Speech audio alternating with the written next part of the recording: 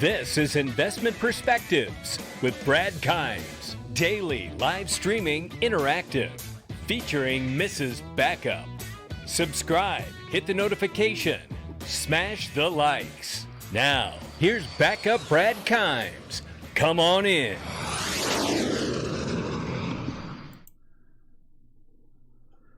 Good morning. Welcome back to Investment Perspectives, everybody. I wanted to put together a couple pieces of information that are really exciting.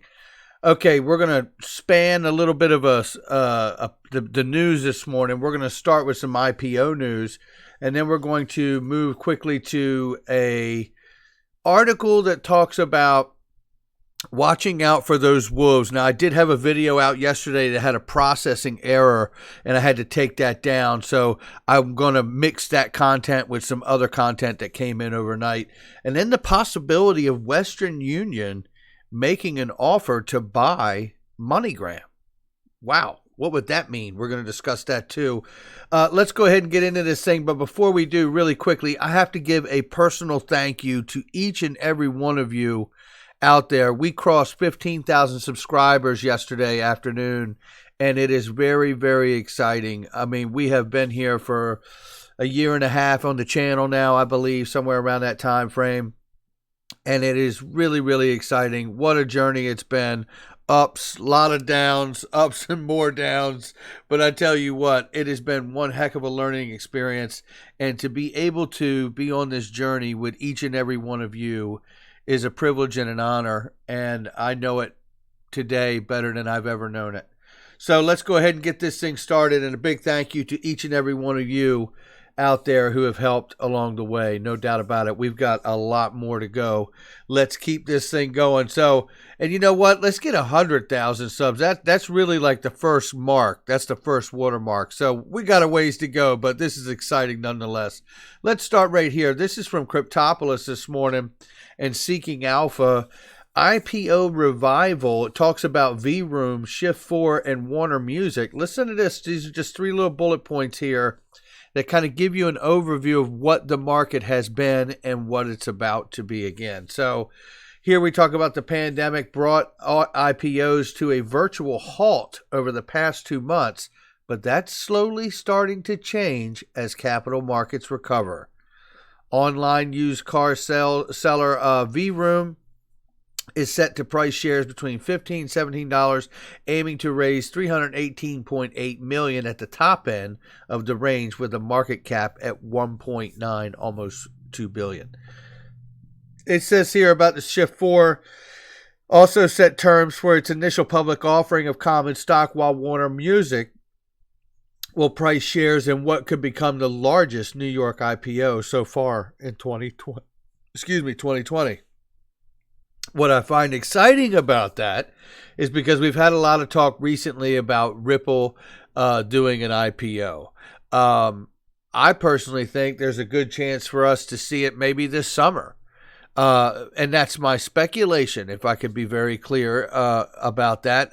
It's not that I have anything definitive. It's just that I feel like Cryptopolis has mentioned that July is an excellent time to IPO a company.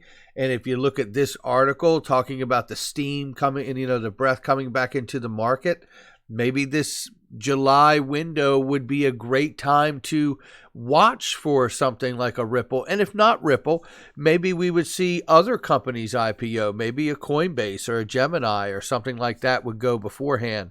We do know that Brad has loosely said, Brad Garlinghouse has loosely said at Davos this year that they intended to IPO over the next 12 months, and they wouldn't be first, they wouldn't be last, but they expected to be leading. So that's a pretty remarkable comment right there from Brad Garlinghouse. We will have to keep an eye on that. And it doesn't mean that they will do that this summer, but it would be exciting if they did. And we have to think about the impact and ramifications if they were to do that. We're going to talk more about that in a second. Let's get a little into this right here.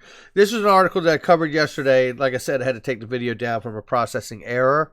But let's get into this. This is a great article nonetheless. It gives a great perspective on Wall Street from Mark Helfman, medium.com here.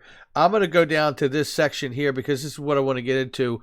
Wall Street has already entered cryptocurrency. Big money's already here. Accredited investors and money managers have already put a little money into Bitcoin and Ethereum, mostly through regulated funds from licensed firms like Grayscale and Bitwise. A bunch of ex-Goldman executives and the junior officers now hold high-ranking positions at crypto-focused financial firms. Top brands like JP Morgan and State Street have started crypto-related ventures. Fidelity and TD Ameritrade own subsidiaries that deal in cryptocurrency. True, these are fairly limited ventures. From my contacts in financial realm, it seems like most fund managers remain skeptical of crypto. Some think it's great, but worry their reputations will suffer if they suggest others should buy it. Wall Street firms are not known for their embrace of novelty or assets that supposedly always crash. What happens when Coinbase, Fidelity, and Grayscale, 3iQ, Bitwise, and all of the other players start taking away their customers? That is the question. What happens when the firms like Goldman Sachs can't service their clients' desires to allocate 1 to 2% of their assets into Bitcoin? This is why this is a great article, because this is exactly, in my mind, what I see taking place very soon, is the ability for them to provide 1 to 2% allocation of their portfolios to their clients in crypto assets. Things will change in a very, very large way when it happens. Cryptocurrency exchanges made $6 billion in 2019 during a so-called bear market. If we're really at the beginning of that massive bull run everybody's calling for, you can bet those profits will go up. How many Wall Street firms will stick their convictions once BitOffer and Gemini steal their fees and commissions? And that's what it's all about here. Now check this out.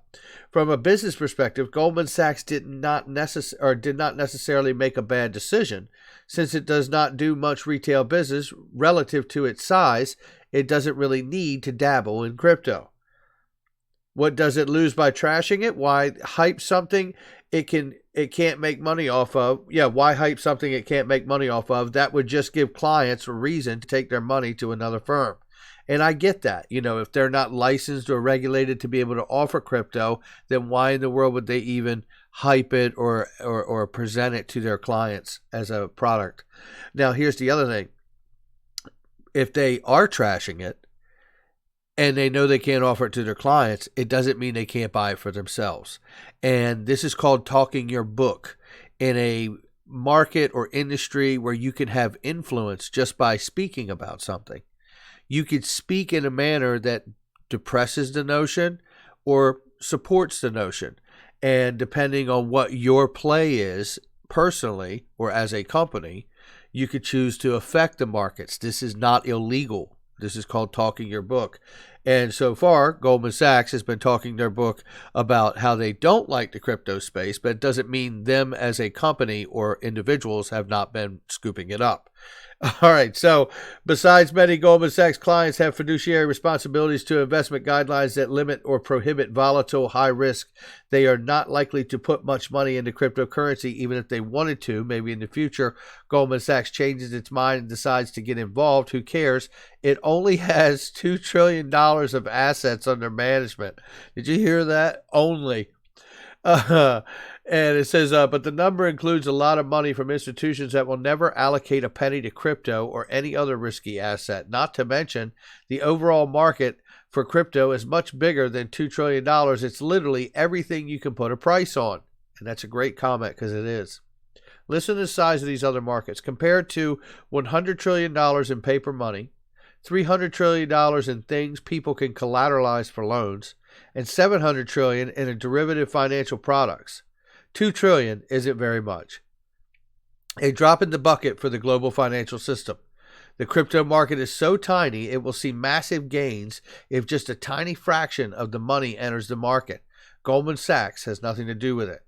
Watch out for the wolves. Now, that is what I titled it, and I'm probably going to call this Watch Out for Those Wolves, because listen to this section here. There's not much more to read here, so you're almost off the hook. Here we go. Keep in mind, Wall Street firms are not coming to make you rich. They're coming to make their clients rich. All right, so for a small fee, once they gain a foothold in cryptocurrency, they will do everything they can to make sure they can keep making money from people who want to get rich. I'm not saying they're all trying to screw you over. They get paid to make money for other people, a job most of them take very seriously. As professional money makers, they know how to stack the deck, rig the game, and make you feel like you're doing a service. They're doing you a service. If cryptocurrency really is the casino everybody thinks it is, Wall Street wants to be the house, the dealer, and the bank. No better words spoken about Wall Street. And I do believe we are not far from them entering the space.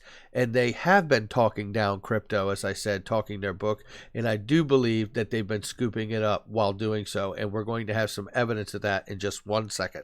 So does that mean everybody wants to rip you off? No, quite the opposite. I can trust almost everybody I know in finance. But when it's your job to make money, you take it seriously. You don't necessarily worry about the guy on the other side of the table. You're just looking to get the best deal you can. Whose Bitcoin are they buying? Well, listen to this, because this is quite interesting. As one Wall Street insider just told me, or once told me, if they tell you they're going to buy it, it means they've already bought it. By the time they talk up an asset, you can be sure they already know how to make money off of your interest in that asset. And that's exactly what we've been talking about here. Did you recently sell Bitcoin? If so, who do you think bought it? Chances are it wasn't the YouTuber with a long position or the guy in your Telegram group. Grayscale, Digital Currency Group, Barry Silbert, right? A fund limited almost exclusively to institutional investors reported buying 150% of the Bitcoin mined this year. It holds more than $2 billion in Bitcoin, growing daily. ARK Investment Management holds at least $400 million worth of cryptocurrency for its clients. 3iQ raised $48 million for its publicly traded Bitcoin ETP. New York Digital Investment Group reported $140 million in investments. Tiny numbers for Wall Street, big numbers for crypto. Using regulated funds, institutional investors now own at least 2% of all Bitcoins. Throw in private stashes and closed investment pools, that number may be much higher. Now, I'm not going to continue to read because you get it. This is what I'm saying. When we're talking about watch out for those wolves, watch out for those wolves. This article tells you that they're publicly saying this is not a good investment here. But by the time you get down into this section here, you start to realize that they are using the grayscales that exist currently today to be able to buy and hold cryptocurrency for its clients in an unorthodox fashion. Obviously, these are set up investment companies, and they're great. I'm not suggesting that, but cryptocurrency is an unorthodox investment, right? It's risky. So then they end up taking these paths to be able to attain and hold the assets because they can feel it too. They don't say it publicly yet, but they can feel it too. Well, let me tell you who else can feel the heat when it comes to watch out for those wolves. That also means watch out for not just Wall Street, but watch out for partnerships, mergers, acquisitions, right? This is also a part of an emerging nascent market and seeing the maturity of that market take place. This is not 100% news. To be clear, this came out late yesterday evening, and it basically is talking about the notion that Western Union is said to make an offer to buy MoneyGram. This is an unconfirmed source in this BloombergLaw.com news. So let's just temper that. But nevertheless, let's talk about it for a second. Western Union is seeking to acquire MoneyGram International in a transaction that would bring together two of the largest U.S. providers of money transfer services, according to a person familiar with the matter, which is not the kind of solid we want to hear. Western Union has made a takeover offer of MoneyGram, said the person who asked not to be identified because the matter isn't public. No decision has been made, and Western Union could opt to proceed without a deal, the person said. Representatives of Western Union and MoneyGram declined to comment. I bet they did. The business has been in decline as more people use online payments. Financial technology upstarts have taken aim at the industry, offering strong new competition to established companies. Meanwhile, policymakers are intent on trimming the fees associated with moving money around the world. I love that they touched that. MoneyGram rose as high as 74% in late trading Monday. Stocks closed at 6.2% to $259, giving the company a market value of $164 million. It also has about $878 million of debt. Western Union rose 3.5% to $2071 for a market value of about $8.5 billion. Dallas-based MoneyGram has struggled during the pandemic, which has forced it to shutter operations around the globe as governments impose shelter-in-place orders. While MoneyGram has boosted digital transactions, they made up just 18% of its money transfers in the first quarter, the company reported last month. Last year, Facebook joined the companies from around the world to form the Libra Association to offer a new way to send payments overseas. At the time, Associated laminated the low-income consumers often pay too much for financial services. Governments and regulators around the world have long sought to cut the cost of remittances, which often cater to migrants who lack access to traditional bank accounts. On average, it costs $6.79 for every $100 in remittance sent overseas, according to data compiled by the World Bank. Ant Financial Services Group and Chinese financial service conglomerate agreed to acquire MoneyGram in 2017, but abandoned the deal after pushback from national security regulators in the U.S., which was an interesting moment then, too. That was before MoneyGram partnered with Ripple. Okay, so let's talk about this for a second. First of all, it's not a done deal. It is basically said by an unconfirmed source. So we take all of this with a grain of salt. However, but if this does happen, you're talking about two of the largest U.S. providers of money transfer services coming together in an acquire. Now, being acquired, I'll have to say this, knowing that Ripple is partnered with MoneyGram, knowing that Brad Garlinghouse has clearly made a point to say that they intend to IPO, what do you think this would do for the valuation of Ripple, which is already at $10 billion? I can't help but feel like if this goes through, it would obviously be very beneficial to the valuation of Ripple as well, because of the benefits that it would have in also serving Western Union.